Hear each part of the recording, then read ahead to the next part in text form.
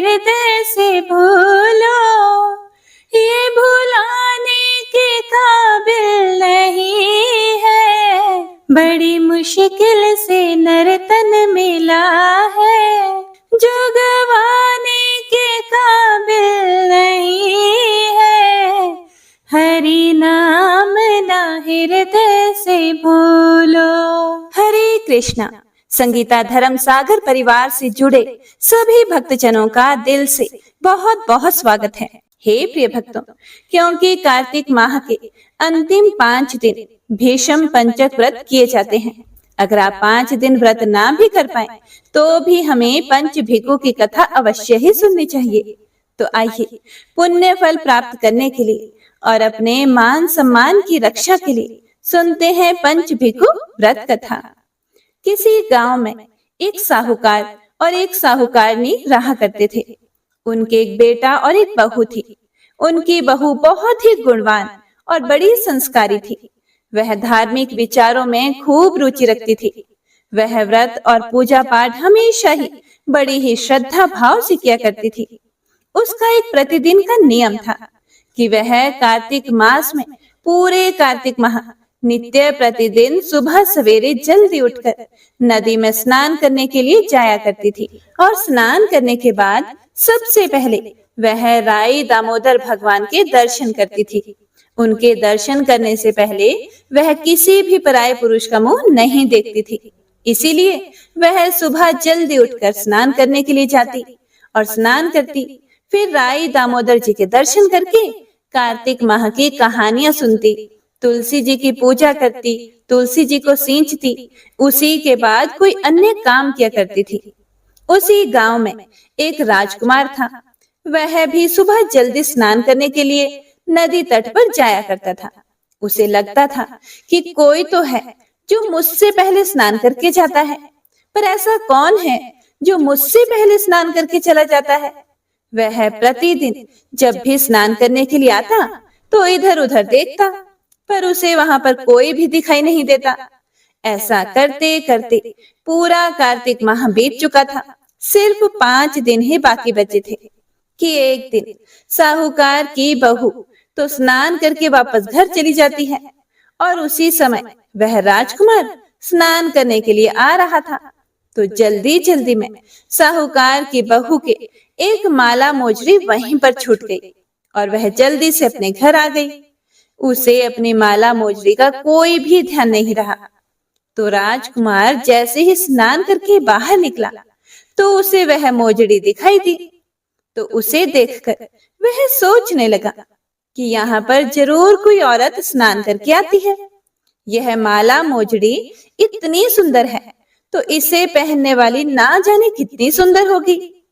अब तो राजकुमार के मन में उस स्त्री को देखने की तमन्ना जाग उठी। उसने गांव में आकर घोषणा करवा दी कि जिसकी भी यह मौजड़ी है वह 5 रात मेरे पास आए। जब इस तरह की घोषणा साहूकार की बहू ने सुनी तो उसने भी कहलवा दिया कि मैं 5 रात ब्रह्म मुहूर्त में आऊंगी, लेकिन किसी को वहां साख भरने या हामी भरने के लिए वहां पर बैठा देना ताकि वह बता सके कि मैं वहां आई थी। जब राजकुमार ने यह खबर सुनी तो राजकुमार ने एक बोलने वाले तोते को पिंजरे में बंद करके नदी किनारे पेड़ पर टांग दिया। अब साहूकार की बहू सुबह के समय आई। पहली पौड़ी पर पैर रखते ही बोली कि हे कार्तिक के ठाकुर, हे राई दामोदर जी, 5 पांडु छठे नारायण भीकम राजा, उस पापी को नींद आ जाए। तो राजा के बेटे को नींद आ गई। बहू कार्तिक स्नान करके जाने लगी तो तोते से बोली, सुवा सुवा तेरे गल डालूंगी हीरा, मेरी साख भरियो वीरा। सुवा बोला कि कोई वीर भी साख भरता है क्या। वह फिर बोली, सुवा सुवा सुबह तेरे पग घालूंगी नेवर, साख भरियो मेरे देवर। फिर सुवा ने कहा कि ठीक है भाभी, मैं तेरी साख रखूंगा। वह तो कहकर चली गई। जब सुबह हुई, राजा का बेटा हड़बड़ाते हुए उठा और सुवा से पूछा कि सुवा सुवा वो आई थी क्या। सुवा बोला कि हाँ, वो आई थी। फिर राजकुमार ने सुवा से पूछा कि वह देखने में कैसी थी। सुवा बोला, आभा की सी बिजली, होली की सी झल, केला की सी कामिनी और गुलाब का सा रंग। तो अगले दिन राजा के बेटे ने सोचा कि आज मैं अपनी उंगली में चीरा लगा लूंगा, इससे मुझे दर्द होता रहेगा, जिससे मुझे नींद नहीं आएगी। तो अगले दिन राजकुमार अपनी उंगली चीरकर वहां पर लेट गया। जब वह सुबह आई तो उसी तरह उसने भगवान से प्रार्थना की। तो राजकुमार को फिर से नींद आ गई और वह स्नान करके वापस चली गई। तो सुबह राजकुमार ने तोते से फिर पूछा कि क्या वह आई थी। तब तोते ने कहा कि हाँ, वो आई थी। उसने वही बात फिर से दोहरा दी। तो राजकुमार बोला कि आज रात मैं आंखों में मिर्ची डालकर बैठूंगा, आज तो मैं उससे जरूर मिलूंगा। तो जैसे ही रात हुई तो रात में वह राजकुमार अपनी आंखों में मिर्ची डालकर बैठ गया। बहू फिर आई और भगवान से उसी प्रकार प्रार्थना करने लगी, जिससे राजकुमार को फिर से नींद आ गई। राजकुमार ने तोते से बहू के आने की बात पूछी। उसने फिर से वही बात बता दी।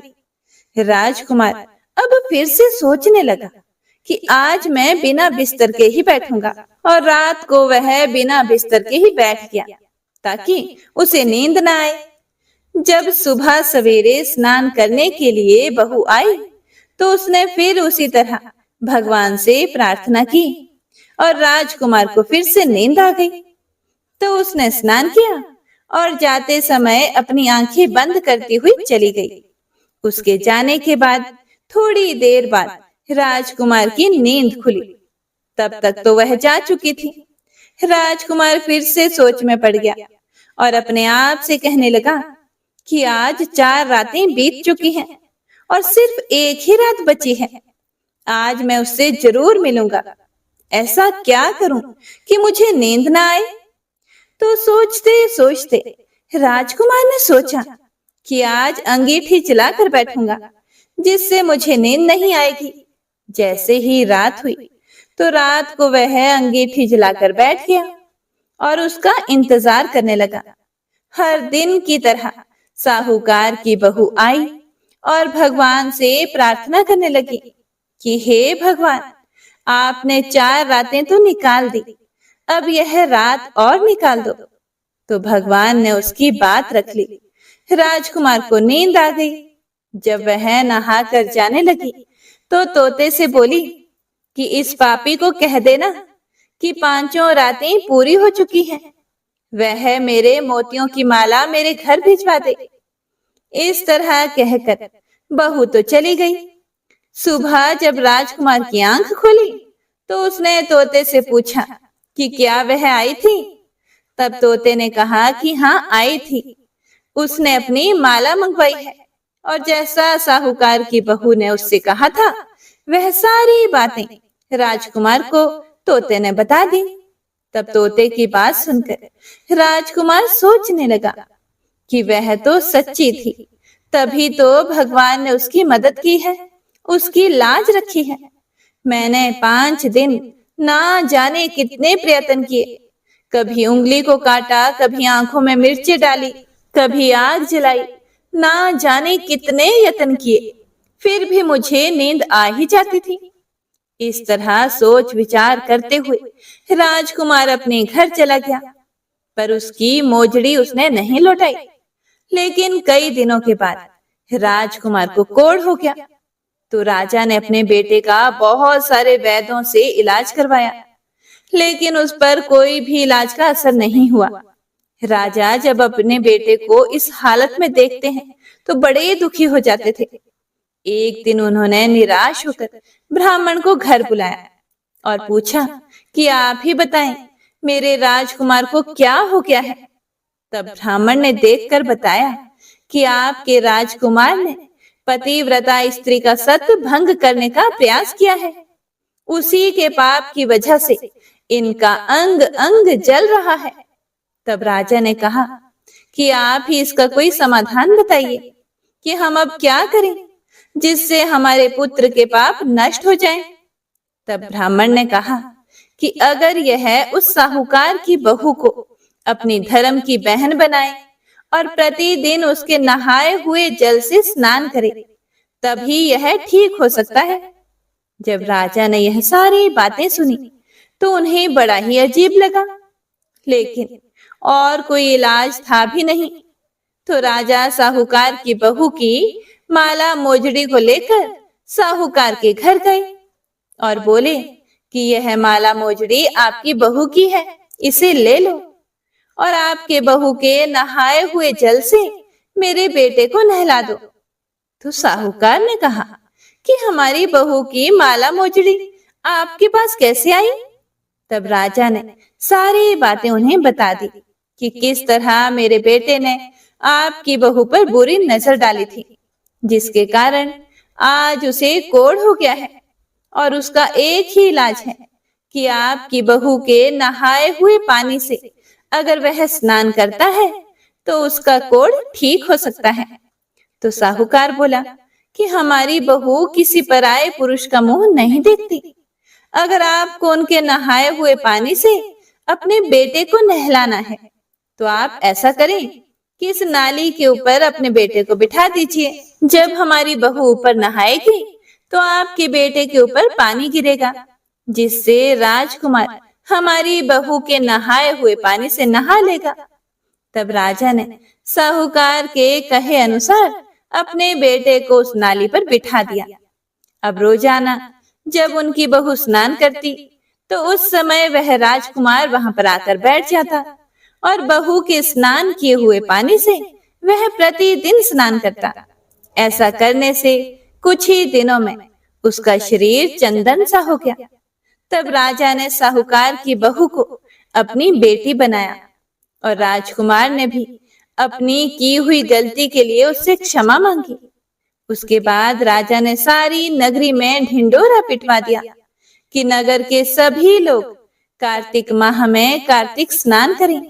हे पंचभिखु भगवान, हे कार्तिक के दामोदर, कार्तिक मास में जैसा साहूकार की बहू को दिया, उनकी लाज रखी, उनका सत रखा, वैसा सबका रखना। तो एक बार प्रेम से बोलिए पंचभिखु भगवान की जय।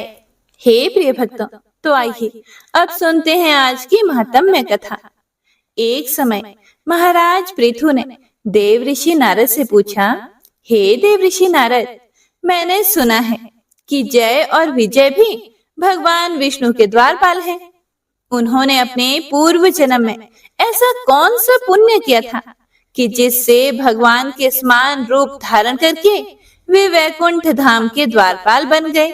महाराज पृथु की यह बात सुनकर देव ऋषि नारद कहने लगे, हे राजन, पूर्व काल में देवहूति के गर्भ से महर्षि कर्दम की दृष्टि मात्र से 2 पुत्र उत्पन्न हुए। उनमें से एक बड़े का नाम जय और छोटे का नाम विजय हुआ। बाद में उसी देवहूति के गर्भ से योग धर्म के जानने वाले भगवान कपिल उत्पन्न हुए। जय और विजय सदा भगवान की भक्ति में लीन रहते थे। वे नित्य अष्टाक्षर मंत्र का जप और वैष्णव व्रतों का पालन किया करते थे। एक समय की बात है, राजा मरुत ने उन दोनों को अपने यज्ञ में बुलाया। वहां जय ब्रह्मा बनाए गए और विजय आचार्य। फिर उन्होंने यज्ञ की संपूर्ण विधि पूर्ण की। यज्ञ के अंत में राजा मरुत ने उन दोनों को बहुत सारा धन दिया और धन लेकर दोनों भाई अपने आश्रम में चले गए। वहां उस धन का बंटवारा करते समय दोनों में परस्पर विवाद हो गया। तब जय ने कहा कि इस धन को बराबर बराबर बांट लिया जाए और विजय का कहना था कि नहीं, जिसको जो मिला है वह उसी के पास रहेगा। तब जय ने क्रोध में आकर लोभी विजय को श्राप दे डाला कि तुम ग्रहण करके देते नहीं हो, इसीलिए तुम ग्राह अर्थात मगरमच्छ हो जाओ। जय के श्राप को सुनकर विजय ने भी उसे श्राप दे दिया कि तुमने घमंड से भ्रांत होकर श्राप दिया है, इसीलिए तुम मातंग अर्थात हाथी की योनि में जाओ। फिर उन्होंने भगवान से शाप निवृत्ति के लिए प्रार्थना की। फिर श्री भगवान कहने लगे कि तुम दोनों ही मेरे भक्त हो। तुम्हारा यह वचन तो कभी भी असत्य नहीं होगा। तुम दोनों अपने ही द्वारा दिए गए श्रापों को भोग कर फिर बाद में मेरे धाम को प्राप्त हो जाओगे। ऐसा कहकर भगवान श्री हरि विष्णु अंतर ध्यान हो गए। इसके बाद वे दोनों गंडकी नदी के तट पर ग्राह और गज हो गए। उस योनि में भी उन्हें पूर्व जन्म का स्मरण बना रहा और वे भगवान श्री हरि विष्णु के व्रत में लीन रहे। और किसी समय वह गजराज कार्तिक मास में स्नान के लिए गंडकी नदी में गया, तो उस समय ग्राह ने श्राप के कारण को स्मरण करते हुए उस गज को पकड़ लिया। ग्राह अर्थात मगरमच्छ ने पकड़े जाने पर गजराज ने भगवान नारायण का स्मरण किया। तभी भगवान श्री हरि विष्णु शंख, चक्र और गदा धारण किए हुए वहां प्रकट हो गए।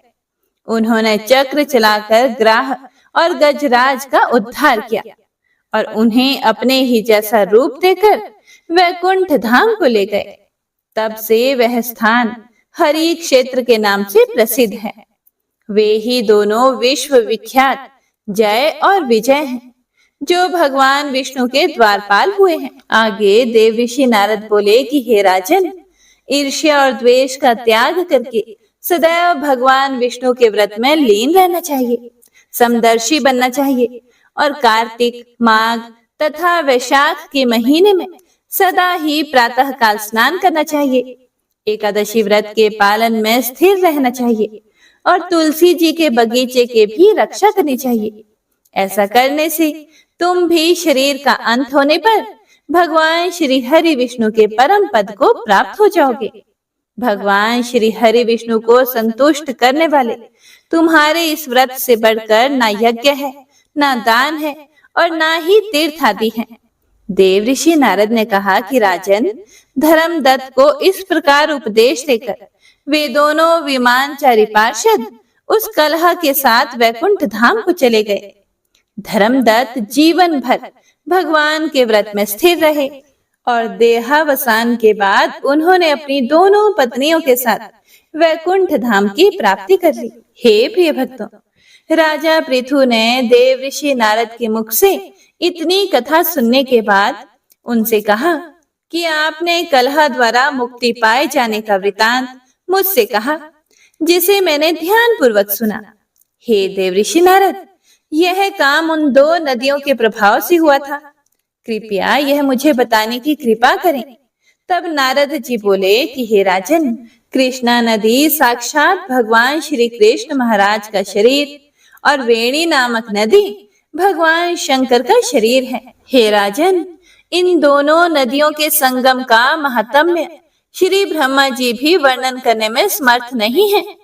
फिर भी क्योंकि आपने यह प्रश्न पूछा है, इसीलिए आपको इनकी उत्पत्ति का वृतांत सुनाता हूँ। ध्यान पूर्वक सुनो। चक्षु मनवंतर के आरंभ में ब्रह्मा जी ने सहया पर्वत की शिखर पर यज्ञ करने का निश्चय किया। वह भगवान विष्णु, भगवान शंकर और समस्त देवताओं सहित यज्ञ की सामग्री लेकर उस पर्वत के शिखर पर गए। महर्षि भृगु आदि ऋषियों ने ब्रह्म मुहूर्त में उन्हें दीक्षा देने का विचार किया। फिर भगवान श्री हरि विष्णु ने ब्रह्मा जी की भार्या त्वरा को बुलाया। वह बड़ी धीमी गति से आ रही थी। इसी बीच में भृगु जी ने भगवान विष्णु से पूछा कि हे प्रभु, आपने त्वरा को शीघ्रता से बुलवाया था, फिर भी वह क्यों नहीं आई? तब तक तो ब्रह्म मुहूर्त का समय भी निकल जाएगा। तब भगवान श्री हरि विष्णु बोले कि अगर त्वरा यथा समय यहाँ नहीं आई है, तो आप गायत्री को ही स्त्री मानकर दीक्षा विधान कर दीजिएगा। क्या गायत्री पुण्य कर्म में ब्रह्मा जी की स्त्री नहीं हो सकती? नारद जी ने कहा कि हे राजन, भगवान श्री हरि विष्णु की इस बात का समर्थन भगवान शंकर ने भी किया। यह बात सुनकर भृगु जी ने गायत्री जी को ही ब्रह्मा जी के दाईं ओर बिठाकर दीक्षा विधान आरंभ कर दिया। जिस समय ऋषि मंडल गायत्री जी को दीक्षा देने लगा, उसी समय त्वरा भी यज्ञ मंडल में आ पहुंची। ब्रह्मा जी की दाईं ओर गायत्री जी को बैठा देखकर ईर्ष्या से कुपित होकर त्वरा बोली कि जहाँ अपूज्यों की पूजा और पूज्यों का अपमान होता है, वहां पर दुर्भिक्ष, मृत्यु और भय तीनों अवश्य ही हुआ करते हैं। यह गायत्री ब्रह्मा जी की दाईं ओर मेरे स्थान पर विराजमान हुई है, इसीलिए यह अदृश्य बहने वाली नदी होगी। और आप सभी देवताओं ने बिना विचारे इसे मेरे स्थान पर बिठाया है, इसीलिए आप सभी जड़ रूप नदियां हो जाएंगे। नारद जी राजा पृथु से बोले कि हे राजन, इस प्रकार त्वरा के श्राप को सुनकर गायत्री जी क्रोध से आग बबूला होकर अपने होंठ चबाने लगी। देवताओं के मना करने पर भी उन्होंने उठकर त्वरा को श्राप दे डाला। गायत्री बोली, त्वरा, जिस प्रकार ब्रह्मा जी तुम्हारे पति हैं, उसी प्रकार मेरे भी पति हैं। तुमने तो व्यर्थ ही श्राप दे डाला है, इसीलिए तुम भी नदी हो जाओ। इस प्रकार श्राप सुनते ही सभी देवी देवताओं में खलबली मच गई। सभी देवता त्वरा को साष्टांग प्रणाम करके बोले, हे देवी, आपने ब्रह्मा आदि समस्त देवताओं को जो श्राप दिया है वह उचित नहीं है, क्योंकि अगर हम सभी जड़ रूप नदियां हो जाएंगे तो फिर निश्चय ही यह तीनों लोग तो नहीं बच पाएंगे, क्योंकि यह श्राप आपने बिना विचार करके दिया है। इसीलिए यह श्राप आप वापस ले लो। यह सुनकर त्वरा ने कहा, हे देवगणों, आपके द्वारा यज्ञ के आरंभ में गणेश पूजन ना किए जाने के कारण ही यह विघ्न उत्पन्न हुआ है, और मेरा यह श्राप कदापि खाली नहीं जा सकता। इसीलिए आप सभी अपने अंगों से जड़ीभूत होकर अवश्यमेव नदियां बनोगे। हम दोनों सौतने भी अपने अपने वंशों में पश्चिम में बहने वाली नदियां बनेंगी। हे प्रिय भक्तों, आगे देवऋषि नारद जी राजा पृथु से बोले कि हे राजन, त्वरा के यह वचन सुनकर भगवान श्री हरि विष्णु, भगवान शंकर आदि सभी देवता अपने अपने अंशों से नदियां बन गए। भगवान विष्णु के अंश से कृष्णा, भगवान शंकर के अंश से वेणी और श्री ब्रह्मा जी के अंश से कुकुदमती नामक नदियां उत्पन्न हुई। समस्त देवताओं ने अपने अंशों को जड़ बनाकर वहीं सह्य पर्वत पर फेंक दिया। फिर उन लोगों के अंश पृथक पृथक नदियों के रूप में बहने लगे। देवताओं के अंशों से सहस्त्रों की संख्या में पश्चिम की ओर बहने वाली नदियां उत्पन्न हो गई। गायत्री और त्वरा दोनों पश्चिम की ओर बहने वाली नदियां होकर एक साथ बहने लगी, और उन दोनों का नाम सरस्वती पड़ गया। ब्रह्मा जी ने यज्ञ स्थान पर भगवान विष्णु और भगवान शंकर की स्थापना की। दोनों देवता महाबल और अति बल के नाम से प्रसिद्ध हुए। हे राजन, कृष्णा और वेणी नदी की उत्पत्ति का यह वर्णन जो भी मनुष्य सुनेगा या सुनाएगा, उसे नदियों के दर्शन और स्नान का भी पूर्ण फल प्राप्त हो जाएगा। ओम नमो नारायणाय। इससे आगे का वृतांत आप सभी अगले अध्याय में जरूर सुनिएगा। आइए अब सुनते हैं श्री तुलसी चालीसा। श्री तुलसी महारानी करो विनय सिर नाय, जो मम हो संकट विकट दीजे मात नशाए। नमो नमो तुलसी महारानी, महिमा मिट ना जाए बखानी। दियो विष्णु तुमको सन्माना, जग में छायो सुयश महाना। विष्णु प्रिया जय जयति भवानी, तिहु लोक की हो सुख खानी। भगवत पूजा कर जो कोई, बिना तुम्हारे सफल न होई। जिन घर तब नहीं होए निवासा, उस पर करी विष्णु नहीं वासा। करे सदा जो तब नित सुमिरन, तेहि के काज होए सब पूरन। कार्तिक मास महात्म तुम्हारा, ताको जानत सब संसारा। तब पूजन जो करे कुवारी, पावे सुंदर वर सुकुमारी। कर जो पूजन नित प्रति नारी, सुख संपत्ति से होए सुखारी। वृद्धा नारी करे जो पूजन, मिले भक्ति होवे पुलकित मन। श्रद्धा से पूजे जो कोई, भवनिधि से तर जावे सोई। कथा भागवत यज्ञ करावे, तुम बिन नहीं सफलता पावे। छायो तब प्रताप जग भारी, ध्यावत तुम ही सकल चित धारे। तुम ही मात यंत्रन तंत्रन में, सकल काज सिद्धि हो वीक्षण में। औषधि रूप आप हो माता, सब जग में तब यश विख्याता। देव ऋषि मुनियों तपधारी, करत सदा तब जय जयकारी। वेद पुराणन तब यश गाया, महिमा गम पार नहीं पाया। नमो नमो जय जय सुख कारणी, नमो नमो जय दुख निवारणी। नमो नमो सुख संपत्ति देनी, नमो नमो अघ काटन छेनी। नमो नमो भक्तन दुख हरणी, नमो नमो दुष्टन मद छेनी। नमो नमो भव पार उतारणी, नमो नमो परलोक सुधारणी। नमो नमो निज भक्त उबारणी, नमो नमो जन काज सवारणी। नमो नमो जय कुमति नशावनी, नमो नमो सुख उपजावनी। जयति जयति जय तुलसी माई, ध्याऊं तुमको शेष नवाई। निज जन जानी मोहि अपनाओ, बिगड़े कारज आप बनाओ। करूं विनय मैं मात तुम्हारी, पूर्ण आशा करहूं हमारी। शरण चरण कर जोरी मनाऊं, निश दिन तेरे ही गुण गाऊं। कहूं मात यह अब मोह पर दाया, निर्मल होए सकल मम काया। मंगू मात यह वर दीजे, सकल मनोरथ पूर्ण कीजे। जनो नहीं कुछ नेम आचारा, क्षमहु मात अपराध हमारा। 12 मास करे जो पूजा, तासम जग में और न दूजा। प्रथम ही गंगा जल मंगवावे, फिर सुंदर स्नान करावे। चंदन अक्षत पुष्प चढ़ावे, धूप दीप नैवेद्य लगावे।